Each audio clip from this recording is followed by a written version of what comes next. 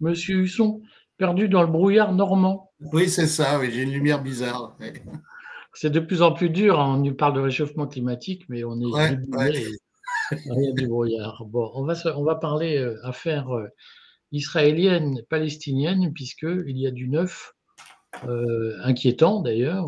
Je ne sais pas ce que tu en penses, tu vas nous le dire. Il y a du neuf sur le front de la lutte, de la guerre entre Israël et les Palestiniens, spécialement les Gazaouis. Qu'est-ce que tu peux nous en dire? Nous sommes le 6 mai, il est 18h30. Alors, plusieurs aspects différents.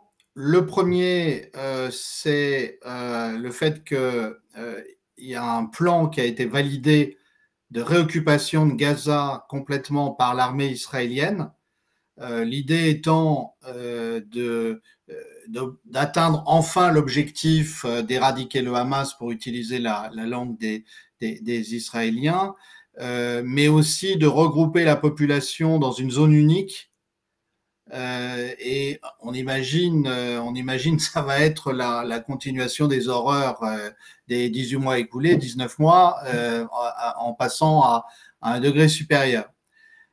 La deuxième chose, c'est que les Israéliens se sont associés aux Américains pour bombarder le Yémen suite à la chute d'un missile yéménite à proximité de l'aéroport Ben Gurion et de l'arrêt des vols vers Israël d'un certain nombre de compagnies.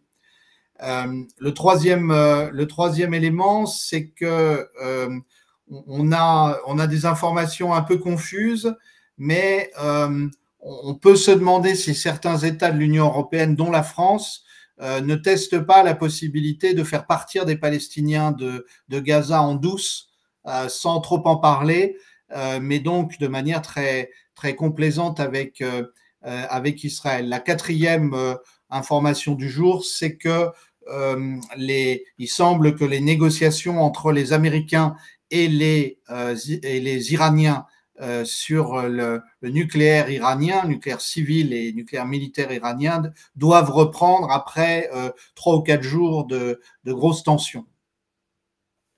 Alors, il y a quand même un enchaînement chronologique entre cette validation un peu surprise du plan d'occupation de Gaza par le cabinet, par le gouvernement israélien, et l'explosion d'un missile yéménite sur l'aéroport Ben Gurion. Est-ce que, de ton point de vue, c'est une continuité? Est-ce que ça a une cohérence? Est-ce que c'est un enchaînement? Est-ce que, au fond, c'est un prétexte que Netanyahou utilise pour justifier une reprise de la guerre? Comment tu interprètes ça? Non, je pense que c'est dans l'autre sens que ça se passe. C'est-à-dire, je crois qu'en fait, les Yéménites montent en tension, comme ils l'ont fait d'ailleurs depuis le début du conflit, enfin depuis qu'ils sont intervenus dans le conflit, c'est-à-dire depuis novembre 2023. Je crois qu'il faut plutôt voir ça dans ce sens-là, c'est-à-dire que c'est les Yéménites d'Ansar Allah qui montent en tension à chaque fois que les Israéliens franchissent une étape supplémentaire. Et en fait, moi, je le vois plutôt dans l'autre sens, puisque la décision du cabinet israélien, elle était déjà discutée dans nos médias depuis dimanche matin, ce qui veut dire qu'en fait, toute personne informée en entendait parler depuis la veille ou l'avant-veille. Et les Yéménites ont frappé dimanche l'aéroport Ben Gurion, dimanche dans l'après-midi, si je ne me trompe pas. Donc, je crois que c'est plutôt dans ce sens-là que ça se passe. Et d'ailleurs, ça pose un vrai problème à Israël et aux États-Unis, puisqu'il devient évident que les Yéménites, malgré les frappes aériennes américano-israéliennes, et surtout américaines depuis 6 semaines, eh bien, ne cèdent pas et au contraire ont visiblement encore les moyens de frapper Israël. Alors, une autre chose qu'on peut mentionner, hein, c'est que tout à fait officiellement, le port d'Eilat est en faillite. Alors, le port d'Eilat, c'est au sud d'Israël, et on sait que le blocus de la mer Rouge, mis en place par Ansar Allah, visait à empêcher l'approvisionnement d'Israël par le port d'Eilat.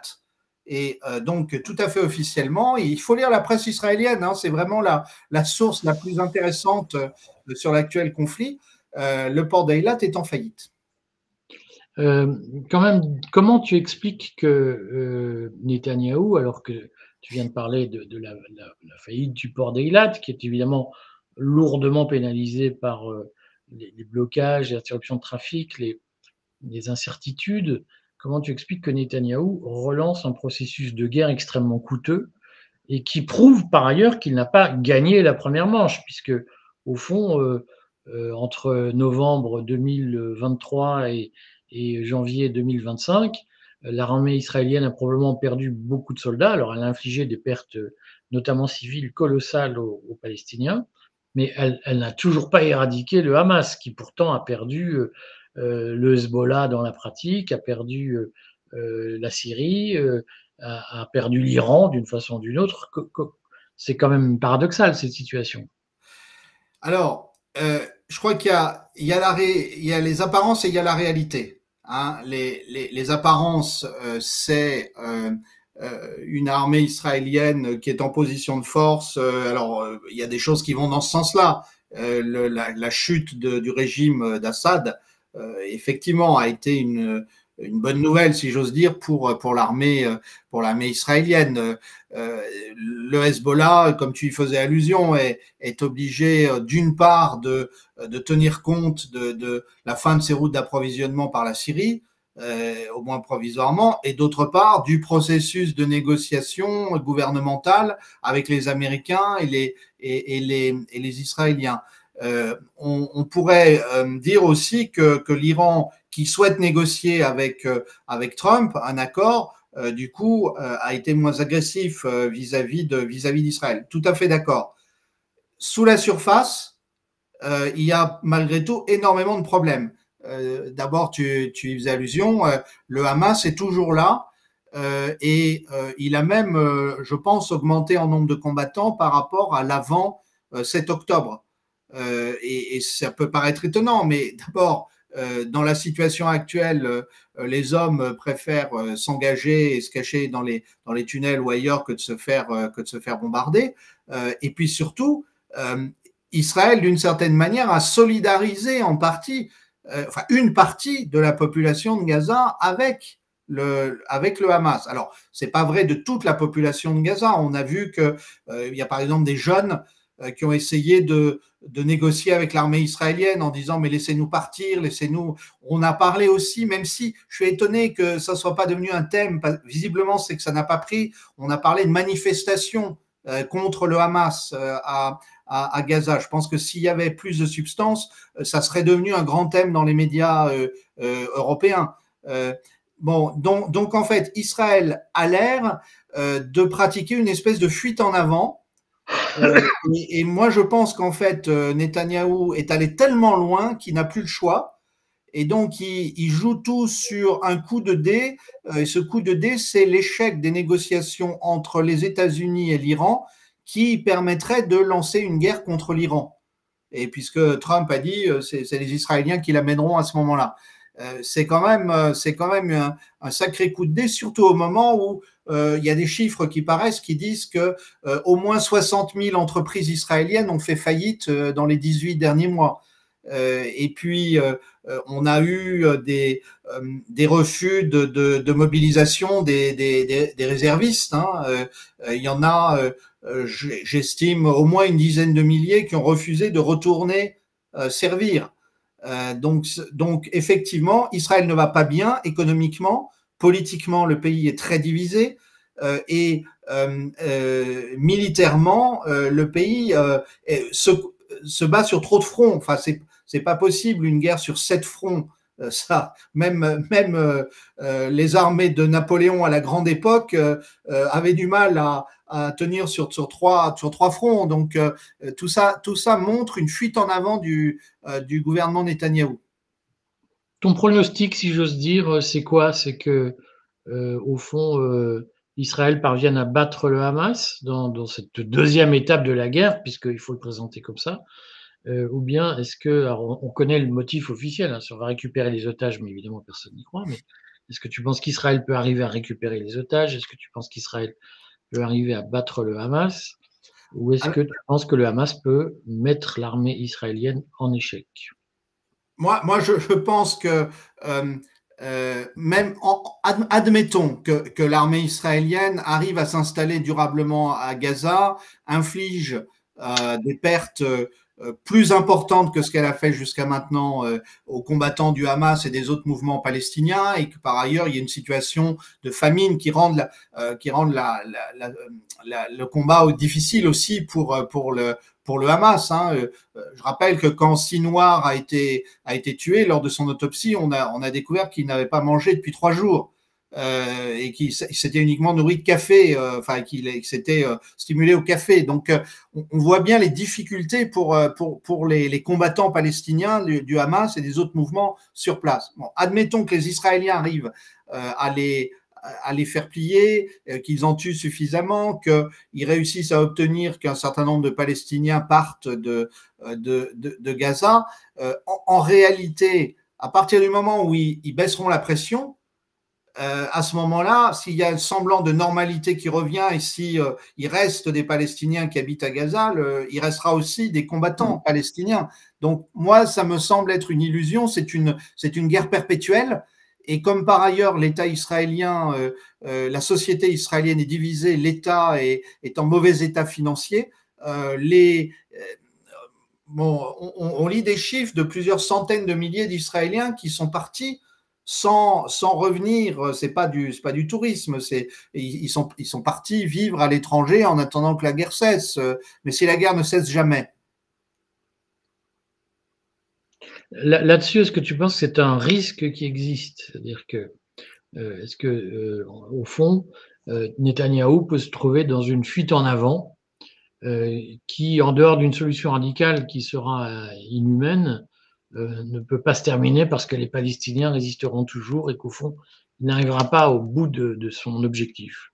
Oui, oui, en plus, contrairement à ce qu'on dit, l'appareil politique du Hezbollah a été très touché, mais l'appareil combattant est relativement intact, et c'est plus pour des raisons de tactique que le Hezbollah a finalement baissé l'intensité de ses frappes, y renoncer provisoirement.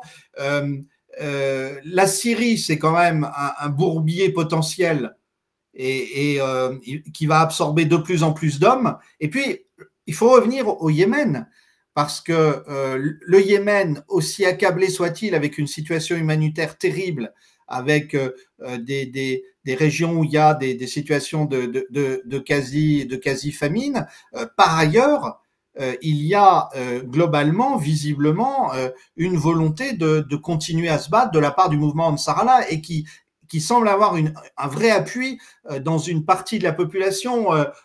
Il ne semble pas que les photos des manifestations du vendredi soient truquées. Or, elles montrent des foules immenses. Et donc, je pense que pour Israël, la situation devient très compliquée. L'intérêt serait de négocier, et surtout avec un Trump qui est plutôt favorable, et qui souhaiterait un accord. Mais évidemment, le blocage principal, c'est que l'Arabie saoudite a dit qu'elle ne négocierait rien et qu'il n'y aurait pas de reconnaissance d'Israël s'il n'y avait pas de reconnaissance d'un État palestinien. Et on voit bien que pour Netanyahou, c'est inacceptable. Donc en fait, on est dans une situation de blocage avec des conséquences terribles, bien sûr, pour les Palestiniens de Gaza et de Cisjordanie. Il faut insister sur le fait qu'il y a aussi des combats très durs en Cisjordanie. Alors en Cisjordanie, on observe une consolidation de la résistance et des pertes croissantes pour les forces de police ou les forces militaires israéliennes. Est-ce que on peut préciser quelle est la situation, après ce tableau général, quelle est la situation humanitaire précisément, d'abord à Gaza, plus largement en Palestine? Alors, la situation humanitaire est atroce, elle est terrible. L'ONU et un certain nombre d'ONG insistent là-dessus. Il y a plus d'approvisionnement ou très peu d'approvisionnement. Les conditions pour soigner les gens sont absolument terribles. Il y a une situation de malnutrition pour de nombreux enfants. On parle de famine à plusieurs endroits de la bande de Gaza. Il y a des bombardements réguliers avec plusieurs dizaines de morts tous les jours. Donc la situation est absolument atroce. Et d'ailleurs, on peut vraiment remarquer que les Palestiniens résistent au sens social du terme, puisque malgré ça, ils ne veulent pas quitter leur terre et on le voit dans beaucoup de déclarations qui sont faites. Mais on ne saurait trop insister sur l'abandon des Palestiniens par la communauté internationale. Il faut appeler un chat un chat.